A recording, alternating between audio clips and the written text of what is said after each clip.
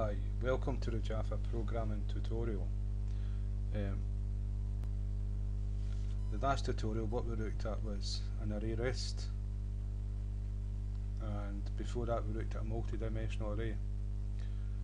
What we're going to do with this tutorial is look at a stack. Now, and the stack is array, but it's different from a normal standard array where you initialize it and assign all different values, and you can access these values by an index. So I can go to element 3 and see what's in there, element 4, see what's in there, etc., and access them individual and change them individual. A stack, if you've ever stacked anything up, in English language, like stack, you stack things, it's like one on top of another, right? And so if you pull the bottom one up, or if you want the bottom one,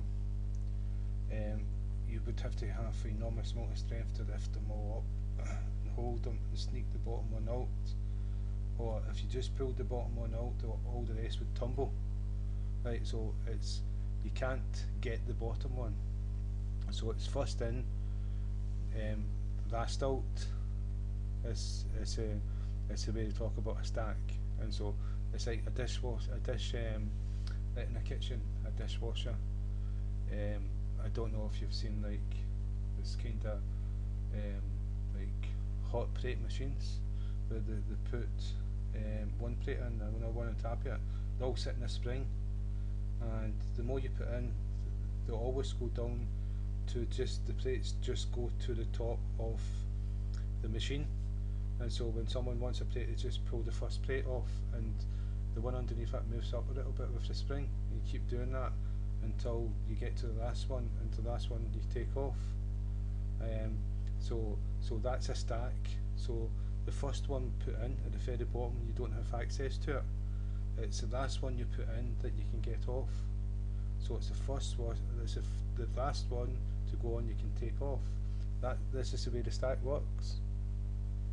And so it's like, say we've got 10 dishes and we stack them all one on top of another. When you go to get a dish, the one that you will get is the one sitting on the top of the stack, unless you take the first one and then take the second one, right? But it's, by theory, it's just the top one. So that was the last one to go into the stack, and that's the last one to come off. And because of that, it's like you don't have a for loop or enhanced for loop to access the data in a stack. All you do is you take the top one off, or you put one on top of the ones that's already stacked.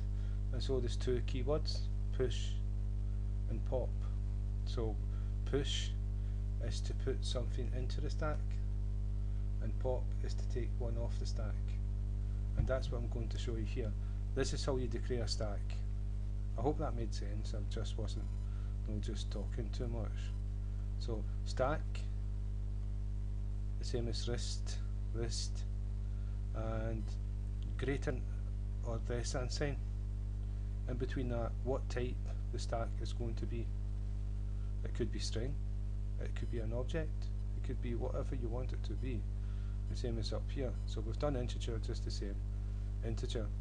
And then the name that you're going to give this stack so that you can access it, just the same as an array. We're going to access this array by the name of multi-array.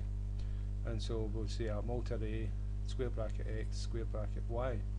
And so though you don't need to do that with a stack, you're just going to pop the top one off all the time, or push one onto the top of the stack constantly. And so then we've got a new keyword because it's an object. Then we've got the stack again, and then we've got the greater than and less than sign, and the type that the stack holds, and it's an integer. And then the brackets, because this is the constructor part, and end of the command, semicolon. So it's the exact same as this here.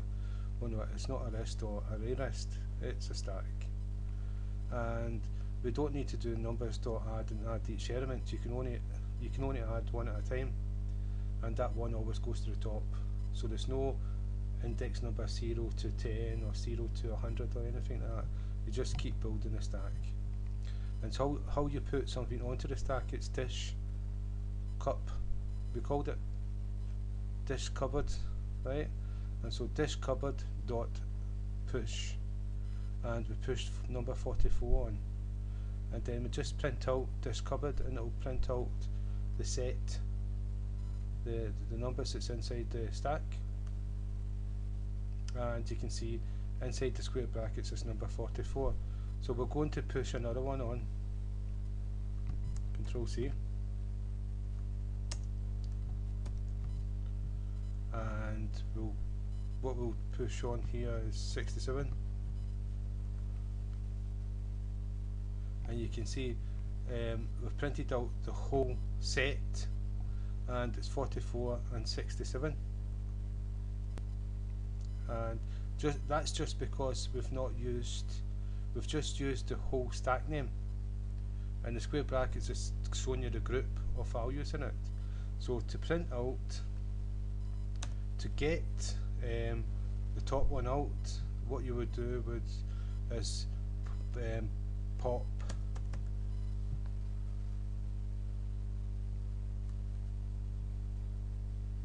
right.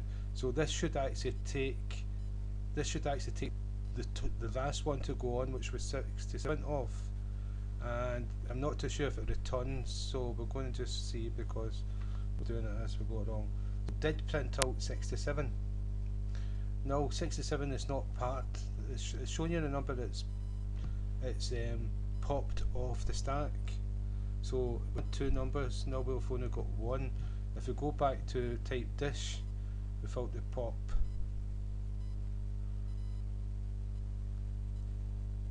and then if we run it, we'll see that we've just got one number. No, we've still got two numbers. Right, so that's not right. So push and pop. Pop is to take off, and we're just going to do dish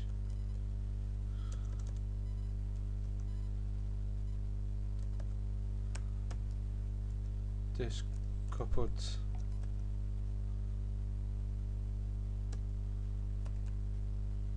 dot pop integer and semicolon, and see what happens now. 44. The reason why it didn't pop the 67 off the first time we done it was because we used it inside the print method. That's the only reason I can assume why it didn't do it, because pop takes one off and push adds one on. So what we're going to do is make quite a few. We're going to put quite a few. We're going to put quite a few quite a few numbers on. Right, and we'll make that one 7. And make this one 6. Make this one 13. And we'll make this one 80, because 13 and 67 is 80. I think. And so let's go. So you can see we've got 1, 2, 3, 4 on, and so we popped on 44, we popped on 80, we popped on 13, and we popped on 6. And did we pop on 7? Yeah, popped on 7, but I think we took one off. Yeah, we popped on 7, but we took that off with the pop. And so if I run the program again, you'll see 7's on. So now you can see the 7.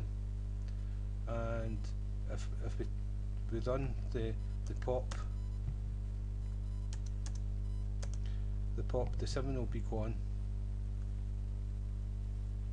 The 7's gone. Right, and so what I'm going to show you is, right, I'm going to do more pops.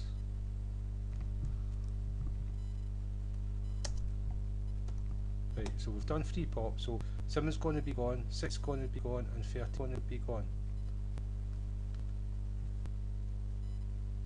So you're just left with 2, because 44 and 80 you're left with, because 7's gone, 6 gone, 13's gone, you're just left with.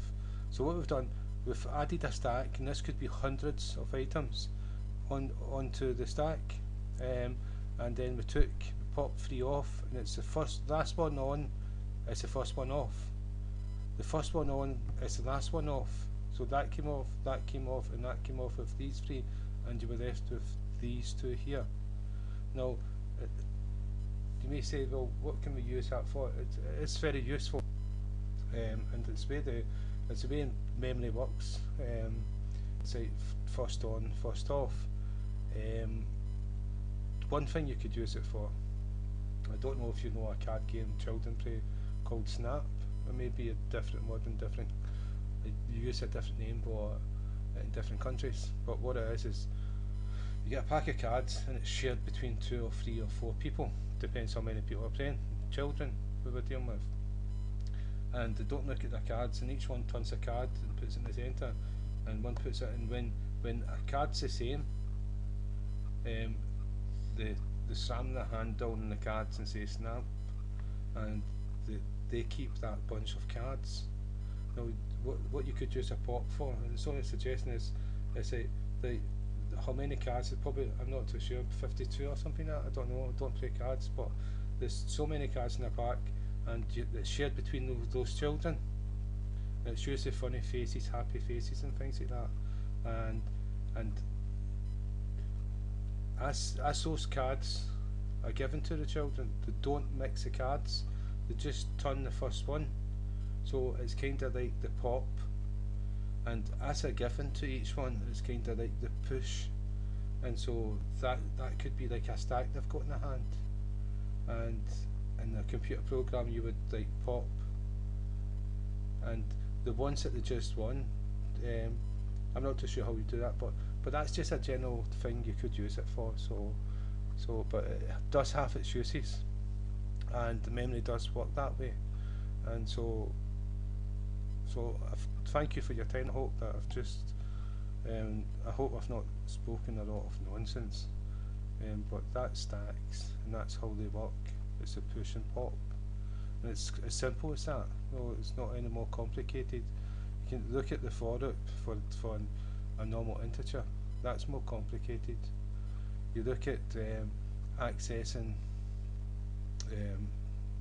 array list. That's more complicated. This is very simple. So that stacks in Java. So again, thank you for your time.